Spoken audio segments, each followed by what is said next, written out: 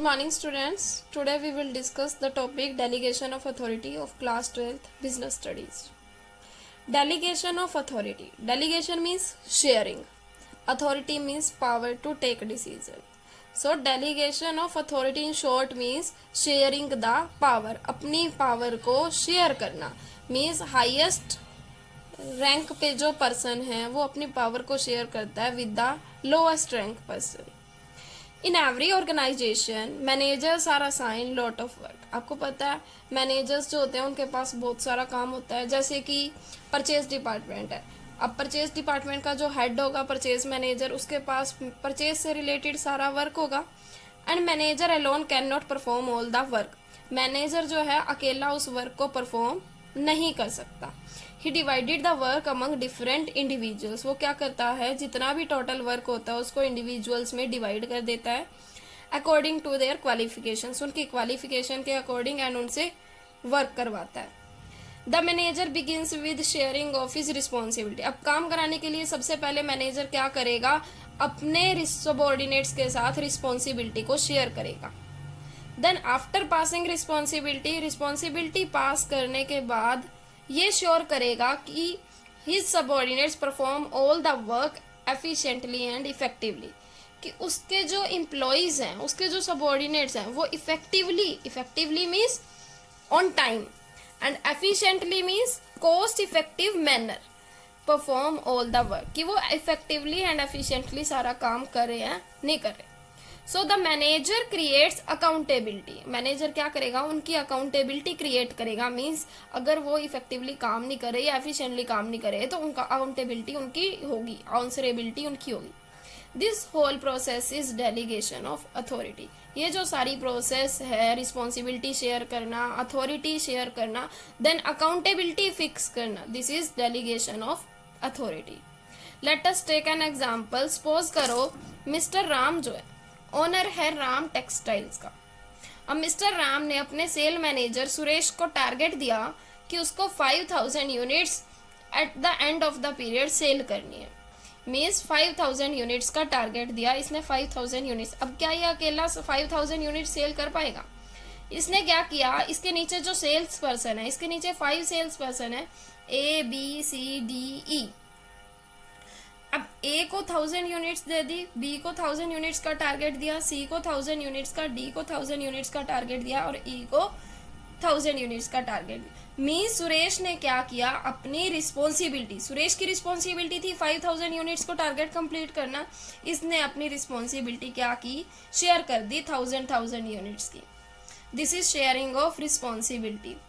अब देखो मिस्टर राम ने जब सुरेश को टारगेट दिया तो उसने उसको अथॉरिटी भी दी कि आप 15 डेज का क्रेडिट अलाउ कर सकते हो और 10% डिस्काउंट दे सकते हो कस्टमर्स को.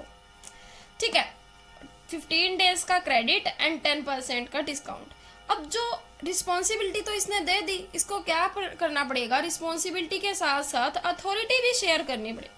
अब इसने क्या किया, सुरेश ने इन सेल्स पर्सन को अथॉरिटी दी कि आप 8% डिस्काउंट तक इशू कर सकते हो और 12 डेज का क्रेडिट अलाउ कर सकते हो. तो इसमें this is sharing of authority. अब अथॉरिटी शेयर कर दी. अब देखो सुरेश ने अब रिस्पॉन्सिबिलिटी और अथॉरिटी तो शेयर कर दी. अब इसकी रिस्पॉन्सिबिलिटी बनती है कि ये टाइम टू टाइम चेक करता रहे कि काम एफिशिएंट और इफेक्टिव मैनर से हो रहा है. अब जब टाइम पीरियड कंप्लीट हुआ, ए ने अपना टारगेट पूरा किया, बी ने टारगेट पूरा किया, सी ने टारगेट पूरा किया, डी ने टारगेट, बट ई जो है वो बीच में सिक हो गया. उसकी वजह से उसने क्या यूनिट्स प्रोड्यूस किए, 800 यूनिट्स. ये अपना टारगेट पूरा नहीं कर पाया, जिसकी वजह से टोटल यूनिट्स कितनी प्रोड्यूस हुई, 4800. अब 4800 यूनिट्स पूरी हुई तो अकाउंट जो इसका टारगेट था वो कंप्लीट नहीं हुआ, 5000. इसके लिए अब रिस्पॉन्सिबल कौन है, किसको आंसर देना पड़ेगा? इसके लिए जो आंसर देना पड़ेगा सुरेश को, बिकॉज ये अथॉरिटी को डेलीगेट कर सकता है, रिस्पॉन्सिबिलिटी को डेलीगेट कर सकता है, लेकिन अपनी आंसरेबिलिटी, अकाउंटेबिलिटी को पास नहीं कर सकता. ठीक है, समझ आ गया? इसका मीनिंग है जो डेलीगेशन ऑफ अथॉरिटी है किससे रिलेटेड है, रिस्पॉन्सिबिलिटी से, अथॉरिटी से एंड अकाउंटेबिलिटी से. So delegation of authority refers to the process of entrusting responsibility and authority. Responsibility और अथॉरिटी को शेयर करना and creating accountability of the person, और उस पर्सन की अकाउंटेबिलिटी क्रिएट करना to whom work has been handed over, जिसको work handed किया गया है. So now we understand elements of delegation of authority. There are 3 elements of delegation of authority. First is authority, second is responsibility, third is accountability. Authority का meaning क्या है? Authority means power to take decision. दूसरों को decision लेने की power देना. Authority हमेशा top to bottom flow करेगी. It flows from top to bottom. And authority can be delegated. Authority को हम दूसरे पर्सन को डेलीगेट कर सकते हैं, शेयर कर सकते हैं. Next is responsibility.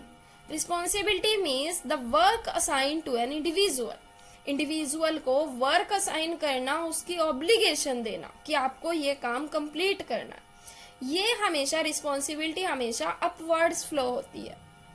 रिस्पॉन्सिबिलिटी, अब हमारा क्वेश्चन आए कि क्या रिस्पॉन्सिबिलिटी डेलीगेट हो सकती है, तो इस क्वेश्चन में हम क्या कहेंगे कि रिस्पॉन्सिबिलिटी जो है वो 2 टाइप्स की होती है. Responsibility 4 and responsibility 2. 2 टाइप्स की रिस्पॉन्सिबिलिटी है. Responsibility 4 and responsibility 2. रिस्पॉन्सिबिलिटी 4 का मीनिंग है obligation of a subordinate to complete the assigned job. Means subordinate की ऑब्लिगेशन है, रिस्पॉन्सिबिलिटी है कि जो भी उसको वर्क असाइन किया गया उसको टाइम पे कंप्लीट कर. तो इस रिस्पॉन्सिबिलिटी को हम क्या बोलेंगे? ऑपरेटिंग रिस्पॉन्सिबिलिटी, और इसको हम डेलीगेट कर सकते हैं. Next is responsibility 2. रिस्पॉन्सिबिलिटी 2 का मीनिंग है accountability of A subordinate for his work performance. अब सबऑर्डिनेट ने जो वर्क परफॉर्मेंस किया उसके लिए अकाउंटेबिलिटी. देखो, जब सबऑर्डिनेट को रिस्पॉन्सिबिलिटी दी गई कि आपने ये काम करना है, अब उसके लिए अकाउंटेबल भी कौन होगा? वही पर्सन होगा. अगर मान लो किसी काम से उसका टास्क कंप्लीट नहीं हो पाता, उसी को अकाउंटेबल ठहराया जाएगा, आंसर उसी को देना पड़ेगा. So it is ultimate responsibility and it can not be delegated. अगर आपके पास क्वेश्चन आता है क्या रिस्पॉन्सिबिलिटी को डेलीगेट किया जा सकता है, तो आप इसका आंसर क्या दोगे कि रिस्पॉन्सिबिलिटी 2 टाइप्स की होती है. एक रिस्पॉन्सिबिलिटी 4 एंड रिस्पॉन्सिबिलिटी 2. रिस्पॉन्सिबिलिटी 4 को तो आप डेलीगेट कर सकते हो, बट रिस्पॉन्सिबिलिटी 2 को आप डेलीगेट नहीं कर सकते. Next point is accountability. Accountability means it refers to the answerability of the final outcome of the assigned task. जो भी आपको टास्क दिया गया उसकी आंसरेबिलिटी को फिक्स करना. This is accountability. So accountability means subordinates will be answerable for the non completion of the task. Responsible कौन होंगे? सबऑर्डिनेट्स होंगे, आंसरेबल होंगे for the non completion of the task. अगर उन्होंने टास्क कंप्लीट नहीं किया, it can not be passed और share. Accountability को पास नहीं किया जा सकता, शेयर नहीं किया जा सकता. So process of delegation of authority, जैसा कि हम पहले पढ़ चुके हैं. सबसे पहले हम क्या करेंगे? रिस्पॉन्सिबिलिटी असाइन करेंगे, देन अथॉरिटी ग्रांट करेंगे उस रिस्पॉन्सिबिलिटी को कंप्लीट करने के लिए, देन हम क्या करेंगे? अकाउंटेबिलिटी फिक्स करेंगे. Okay. Next is importance of delegation of authority. Delegation of authority क्यों इम्पोर्टेंट है, क्यों ज़रूरी है इसको अडोप्ट करना?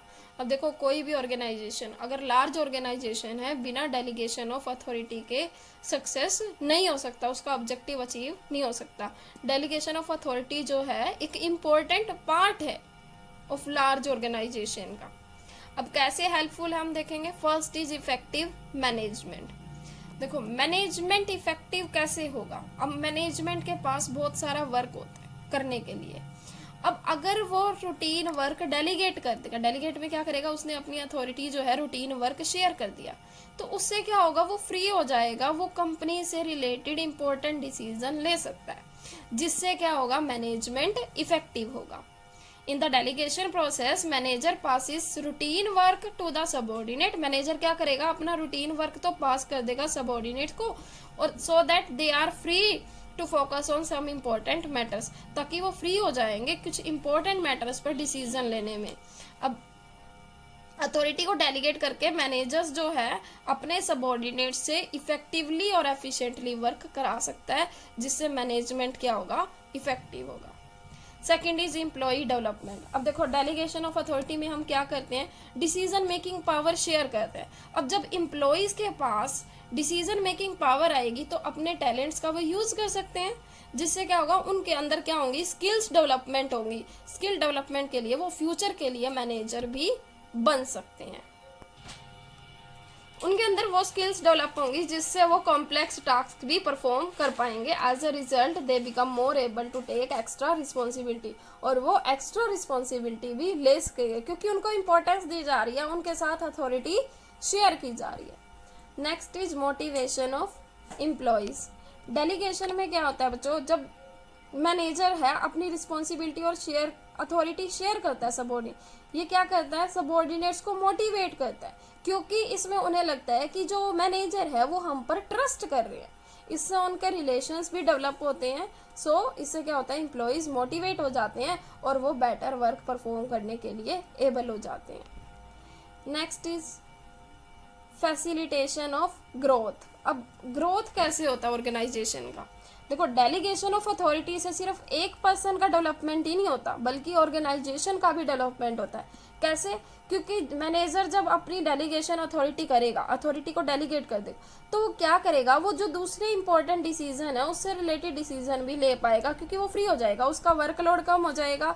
अगर कंपनी को ग्रो करना है, मान लो पहले वो एक प्रोडक्ट बनाती है, अगर दूसरा प्रोडक्ट लॉन्च करना है तो उसके बारे में भी वो डिसीजन ले सकता है कि कंपनी को कब एक्सपेंड करना है, कब डाइवर्सिफाई करना है। Okay, then reduces the workload of manager. Manager का वर्कलोड भी क्या हो जाता है, रिड्यूस। आपको पता ही है, अगर हम डेलीगेट करेंगे अथॉरिटी को, मैनेजर्स क्या होंगे, अपना वर्कलोड जो है कम कर सकते हैं, क्योंकि जो अपना वो रूटीन वर्क है वो सबॉर्डिनेट्स को डेलीगेट करते हैं, और without delegation manager will be overburden with the work. अगर वो अपनी अथॉरिटी को डेलीगेट नहीं करेंगे, मान लो परचेज मैनेजर है, वो सारा काम खुद ही करेगा, परचेज से रिलेटेड रॉ मटेरियल को परचेज करना, स्टोर को मेंटेन करना, इन्वेंट्री मेंटेन करना, उससे क्या होगा, कोई वो और डिसीजन कंपनी से रिलेटेड नहीं ले पाएगा। So today our topic is of delegation of authority यहाँ कंप्लीट हुआ। कल हम पढ़ेंगे डिसेंट्रलाइजेशन।